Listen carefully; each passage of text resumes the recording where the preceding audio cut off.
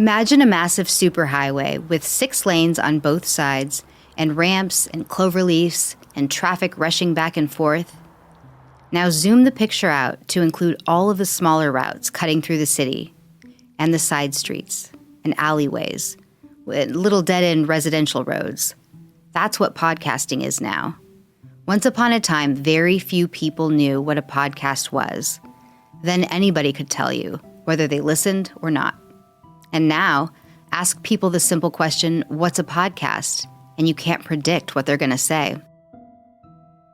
James Cridland, creator of Pod News. If you talk to podcasters, they will say that a podcast is something with an audio file, MP3 format audio file without DRM, available for download, and comes to you using an RSS feed. And that's a very technical, dull, and tedious answer. Maybe they'll mention one of the mega corporations I used to work for, Acast, iHeart, SiriusXM. Maybe they won't even use the word audio or listen. I do podcasts generally around noon. That's when I start the day. And so I've already been up for hours and hours. Did you know that more people watch episodes of the Joe Rogan Experience these days than listen to it? Spotify doesn't even call its podcasters anymore. They call them creators. AJ Feliciano, who runs the Roost Podcast Network, has a very simple definition. A podcast is a multi-platform distributed long-form simulcast. And yet... I still want to kill the word podcast. Wait, what? As I clutch my pearls, kill the word podcast? What would we call it instead? Does it even matter what name we use? Maybe not, but this isn't just some hair-splitting squabble over semantics. It's about whether the thing that originally made podcasting special, that direct connection between creator and listener, the reason I got into it, will survive what this thing we do evolves into. From the producers of Age of Audio, Oxford Road presents a Media Roundtable special series, What's a Podcast? The Revolution Redefined. I'm Allison Marino, founder of Lipstick and Vinyl. I jumped into the podcast world back in 2014, and I've had a front row seat to this wild ride ever since. This series comes from Oxford Road and the Media Roundtable. Throughout these episodes, we've been following podcasting's journey from its scrappy beginnings to where it stands today, a mainstream force that's facing some big questions about its future. You'll be hearing a lot from Dan Granger in this episode, CEO of Oxford Road and Veritone One, and a passionate champion for the future of podcasting. Dan didn't just sit down with pioneers and visionaries from across the industry.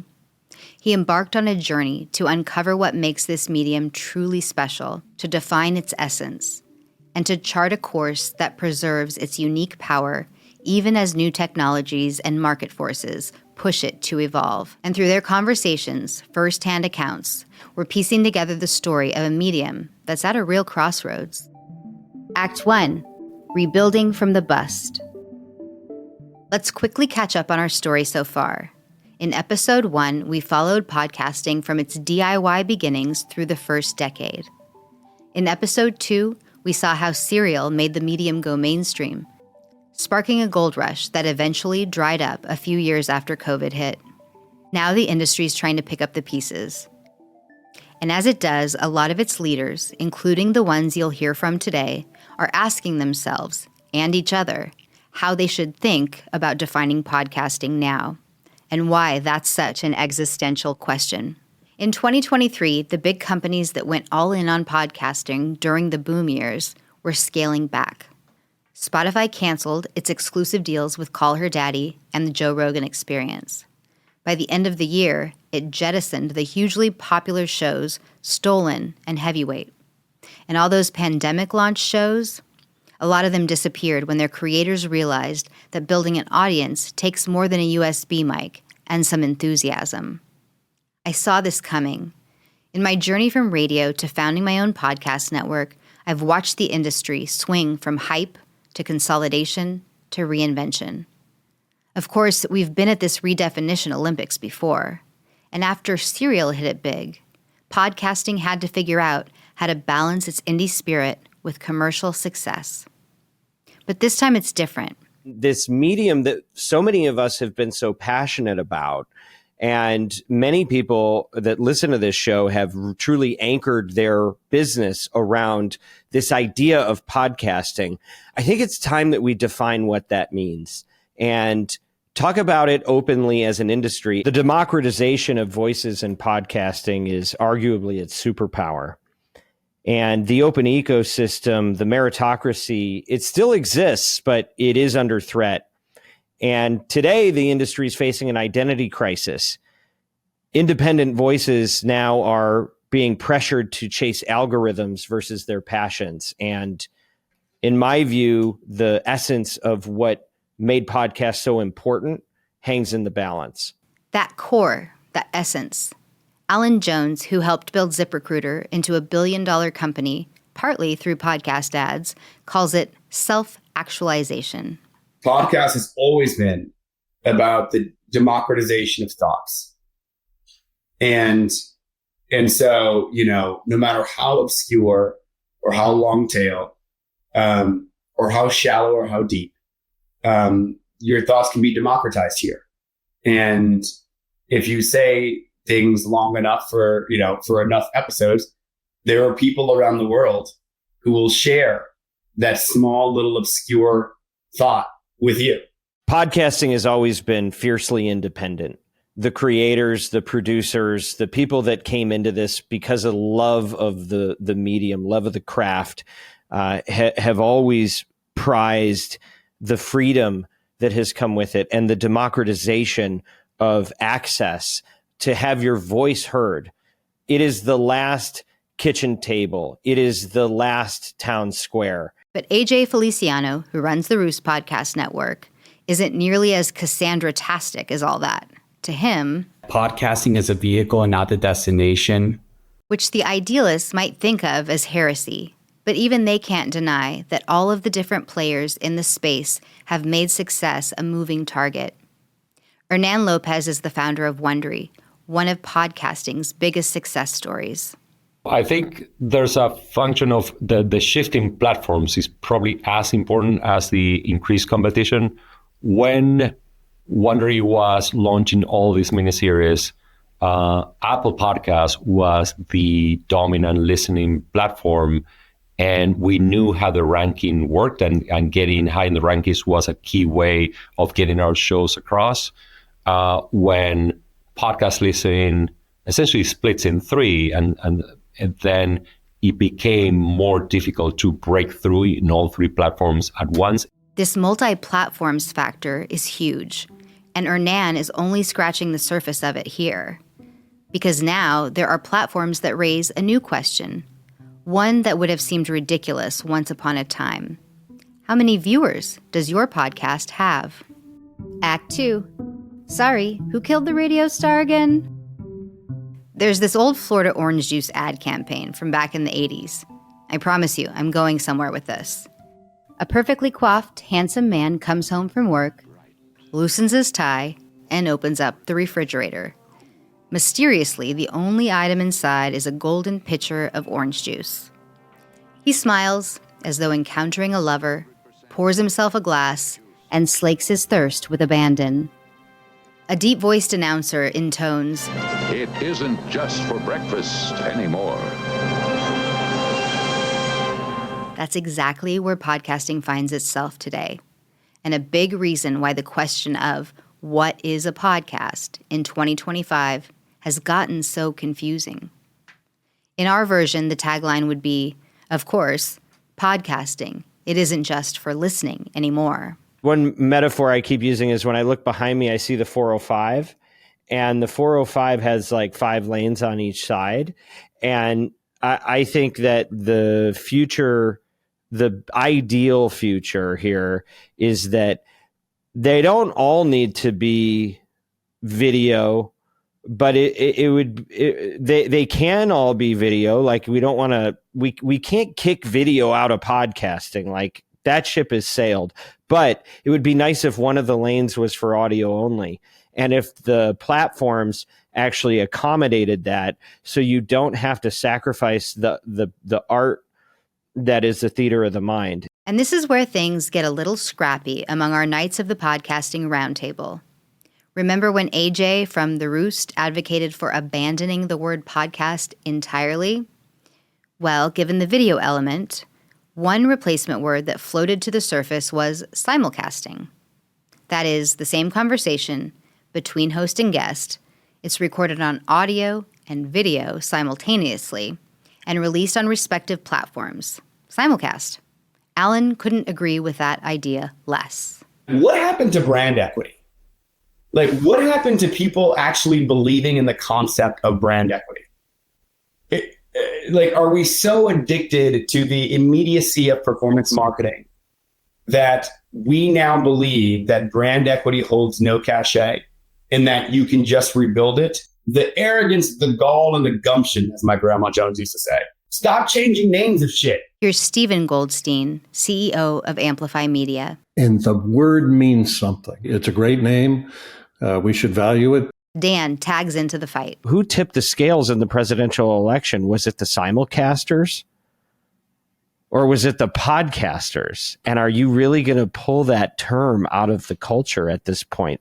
It might be hard to kill. Podcasters have existed on YouTube since it first started in 2005. This is AJ. It was narrative vlog style content. If I close my eyes, that was also a podcast, right? What's old is new, and what's new is old. So I just think that there is on-demand audio, there's on-demand video, and then there's simulcasted content. Guy Raz, who hosts the NPR show How I Built This, is like, sure, except the term podcast is still useful. At long last, you don't have to explain what it is anymore to people, and people get that it has multiple definitions. Also, in terms of pictures, maybe this is his old school terrestrial radio roots showing, but, well, I'll let him explain. When I take a walk, right, when I have a chance to take a walk during the day and I'm listening to a podcast, I'm really present and I'm connecting with that person's voice. So when you're listening to me on my show, even though there might be, 1 million people who might hear that episode over a period of time or more, I'm only talking to you. And that's the connection. The connection there is so different because when you're just absorbing something through your ears, your brain is now building the picture in your mind of what's happening. That's what Hernan Lopez wants the definition to be moving forward. I thought about it a lot. So the best definition I landed on is a show designed around the human voice meant to be enjoyed on demand. Even if it has a video component, you have to be able to enjoy it with the video turned off. Some industry insiders use what they call the close your eyes test. If you can close your eyes while consuming the content and still get the full experience, it's a podcast. If you are missing crucial information without the visuals, it's something else. Though by that standard, I guess most of us are doing it wrong when we listen to podcasts while scrolling through Instagram. But this shift toward video isn't just about visuals. AJ says it was about discoverability. It was about that the platforms at the current stage didn't give them the ability to find the audiences outside of, hopefully you land on a carousel and gives you a little bit of a bump, or doing the age-old tricks of getting on a feed or collaborating as somebody's guest, etc. Here is Shane Pitson, former VP of Growth and Marketing at Quip. And the search capabilities have not caught up. And so you're seeing distribution and pickup in some of these other channels, I think in large part because it's so much easier to find the type of content you're looking for. In short, the YouTube factor has become a deep wrinkle in podcasting's identity crisis. While traditional podcasting was built on RSS feeds and distributed across multiple apps, YouTube represents a proprietary platform with its own algorithms, monetization systems, and audience behaviors. Here's Larry Rosen, president of Edison Research. We have researched the people who say that YouTube is the primary way that they're consuming podcasts. They are overwhelmingly, they might say that it's on the TV in their living room and it's a little bit backgrounded or things of that nature, but they are typically in a position where they could look at it. There's very little evidence, at least to date, of people using YouTube in the exact same manner that they might use Spotify or Apple Podcasts or any typical podcast player, where it's purely an audio function. And Leo Laporte, founder of Twit TV, says you can build a direct connection with audiences through video too. What I was going for was always to make a more direct connection with the audience. I was very clear that I didn't want to build old media or me talking down to people. I wanted to have a community. So having video having a set that looked cool and had a sense of place would help that community, help that connection with the community. But Lex Friedman thinks the conventional wisdom about podcast viewers, is fundamentally flawed. I don't think people consume YouTube content the same way they consume audio. I love podcasts as audio because I can listen to them at times when I do not have the ability to watch a video. I'm driving my car or I'm doing work around the house. I'm, working out and not able to stare in one place the whole time. I cannot watch a video in those situations, or I would crash my car or drop weights on myself. So I appreciate that there's an audio only medium. I want to meet my audience where they are. So if somebody wants to experience my show on YouTube or whatever Spotify's video distribution thing is, great. I would love for them to be able to access my show. I don't think that the listening behavior is the same. I think that, people get very focused on the video component, but I'm hard pressed to believe that most people are watching all 3 hours of a Joe Rogan video. I think they're putting it in the background of their screen while they're doing other work. And I think that true audio listening is a more attentive practice than the backgrounding of video content that people also do. AJ thinks that succeeding on these new platforms, meaning YouTube and the socials, is akin to having to learn piano when you've always been playing the guitar. But YouTube actually has the algorithmic features that allows content to surface as long as you develop that skill. You look at some of the more established YouTube creators out there, and they'll be the first ones to tell you that YouTube is a game of skill, not chance. Think about what that means. We've gone from make great content and find your audience to master the algorithm or disappear. That's a fundamental shift in less than 20 years. Dan Franks, co-founder of Podcast Movement, worries about what this shift means for content quality. I am worried that people will see that video as a necessity or will see these kind of shiny objects, and that we could lose quality content that otherwise would be created. If you look at like a lot of the hit shows, they didn't start as hit shows. You look at Allure with Aaron Mahnke, or like I said, the Mr. Ballin, like those they started as a podcast. They got famous because of their podcast. They weren't celebrities. And for creators who want to stay audio only, the options are increasingly limited. If your vision is to create something that is best suited without video, there's no place for you, really, other than on these like fringe apps that most people don't use. But Pete Bersinger, the CEO of Podscribe, says podcasters should still stick to their roots, even in a nerdy technological way. I think the creators should continue to post everywhere, take advantage of every platform that's out there. My main point, though, is just don't lose sight of the RSS feed, because that's kind of your home base. You can spread out to all the other ones, but it still is worth you keeping hold of your RSS feed, because that is the one sort of area that you do control. These competing forces, audio versus video, open versus closed platforms, creative expression versus algorithm optimization, are the fault lines in podcasting's identity crisis. And they're shifting, carving new fissures in the ground, reshaping the entire business of podcasting. Which presents yet another question creators have to ask themselves. Are we making what we want to make, or what the algorithm rewards? Act 3. Follow the money. The official numbers say podcasting is about a $2 billion market, but Hernan Lopez says that figure doesn't tell the whole story. Definitely leaves out subscription, leaves out international, leaves out minimum guarantees and other kinds of revenue sources that are integral to podcast monetization, but are not necessarily capturing those $2 billion. Definitely leaves out YouTube podcast. And what's happening on YouTube is kind of bonkers. Evan Shapiro, a media executive who maps industry trends, ran down some numbers for everyone. YouTube put out a report called The Year of the Living Room, and they talked about 1 billion hours a day of YouTube watched on TV, just on TV, not total, because it's much bigger than that, but on TV, and 400 million hours a month of podcasting watched on YouTube, on TV, just on TV. And so I do think people are kind of lost in the sauce when they think of podcasting as a single platform art form, because I do think it has the potential to be substantially larger than that.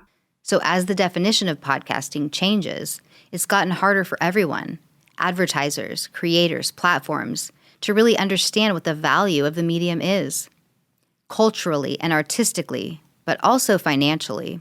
The challenges that we're running into in this process is that it has totally obliterated the progress that we made as an industry to have standards for measurement. We now no longer have standard metrics on how you count the consumption of a podcast, how you count the response to a podcast. And in many ways, you could buy an ad on an episode and need 2 completely or more different mechanisms to even know how many people it reached and who responded. So it's created a lot of confusion. Even all of the consolidation hasn't been fully understood, says Lex Friedman. I think what's most fascinating to me about the consolidation is how it was almost always the same. Like, no company thought, let me just get a maker of shows. They said, let me get a maker of shows plus an ad sales arm, plus a hosting platform. And they put all those pieces together. Companies weren't just buying content. They were building end-to-end ecosystems. Create the shows, host the shows, sell the ads for the shows, control every part of the value chain. This raises questions about the so-called creator economy. Dan Granger wonders if independent creators are really as independent as we think. Today, everybody's got a network. Everyone has representation. Everyone has somebody that's handling something for them that they either staff themselves, which requires resources and investment, or they're partnering with other groups, right? So is that really fair to say that that's the rule? Or are we not back to the studio system? Have we gone full circle? Did we trade the old media gatekeepers for new platform gatekeepers? There's one other road to follow the money down. And Miranda Romano from Oxford Road with Veritone One has something to say to the people who were like, what does it matter what we call it? She doesn't buy that, literally. Like, it may not matter to a listener. Like, who cares what it's called? I'm just looking to access. But from a buying perspective, like, we need clear definitions. I think, like, what we see in podcasting is sellers kind of like naturally want to break things down into as many categories as possible. This is where the rubber hits the road with all of this question asking. Back when podcasting was niche and cute, no one would have imagined asking any of these questions, let alone that the answers would have real-world consequences. How do you feed your family? I've been saying all along that the title of this podcast series is a philosophical question about the soul of an art form. But at one point during the discussion, Dan said something that refutes that. This question about what is a podcast is so important. It is not a philosophical discussion. This affects dollars that go into people's pockets. This affects jobs that are either going to be added or cut. This affects the way that consumers are able to find meaning in things that are important to them in ways that were never possible before. We've traced podcasting's journey from its scrappy beginnings through its explosive growth to today's identity crisis. Now we're back to where we started, asking, can podcasting's original spirit survive all of these changes? I still believe in this medium as much as I did when I jumped in back in 2014. The power of the human voice, the democratization of media, the platform for diverse perspectives. These things matter. They transcend whatever technology we use to deliver the content. I founded my network specifically to amplify women's voices in podcasting. I've seen firsthand how this medium creates space for people who traditional media often ignores or sidelines. That's worth fighting for. It was the same kind of if you build it, they will come spirit that Leo Laporte says is so important when you go to make anything. One of my tenets has always been you can't chase an audience. It's like a dog chasing its own tail. You just have to do what's in your heart. And I have always been of the belief that if you do something you're passionate about, that you care about, that you've got all this, love and energy coming out of you, you will find an audience. Ira Glass of This American Life. For me, I really love the feeling that you get from just hearing a story. There's just an intimacy to that you can't beat. When you have a story and people are talking from the heart and just like, it just gets to you. All of us who work in the media, we got to run a business and we got to make a living and we got to sell our ads and we got to do all that. But we all got into it because I think most of us, it just gave us a feeling. We just got hooked on something and it gave us a feeling. And so I think the feeling thing is not something to be trivial about. Like the credo of audio first, this might be an even more fundamental one, humanity first. Kit Gray. I think the elections proved how powerful it is. It is how people talk. It's how people communicate. It's how people relate. It's how people get their news. So there's not one way to define it, but I believe it's all that. We have to be very careful that we don't lose our essence and that we don't just become another place that you slap on anybody that records themselves, but that we hold on to the theater of the mind. After exploring podcasting's past, present, and future across these 3 episodes, one thing is clear.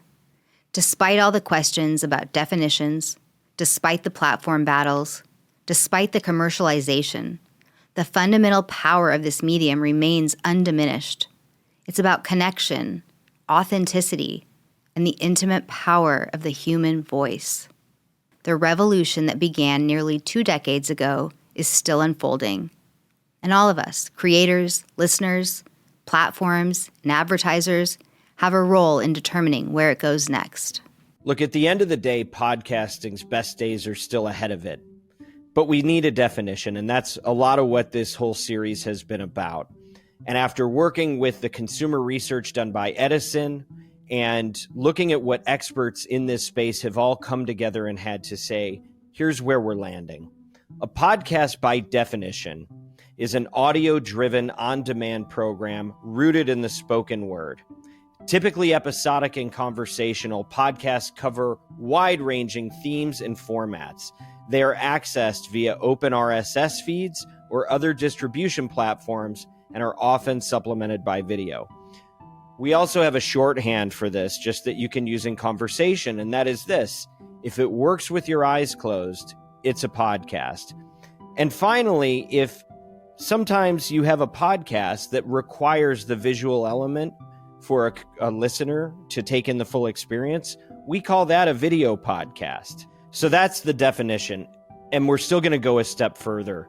We need to align behind an open podcast measurement protocol. So what that means is whether your show lives on YouTube or is distributed via RSS or by any other means, we need a common foundation on clear data that lets creators, publishers, brands all have standardized ways of doing business and reporting results.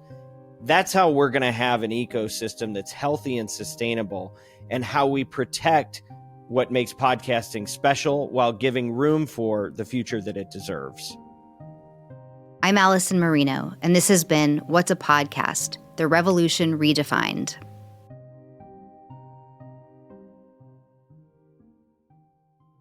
This podcast is brought to you by Oxford Road and Veritone One, where we want you to succeed in audio and creator-based media to use influence for good.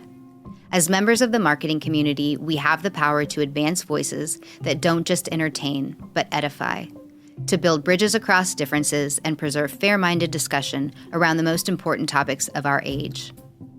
If you're a marketer looking to align your brand values with extraordinary business outcomes, reach out to Oxford Road by visiting oxfordroad.com and subscribing to their weekly newsletter, The Influencer. The Media Roundtable would love to hear from you.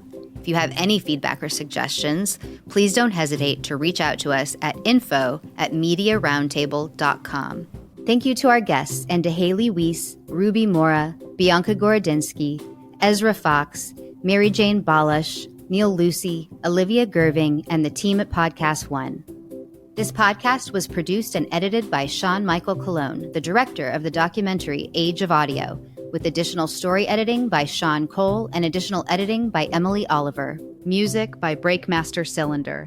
As always, influence responsibly.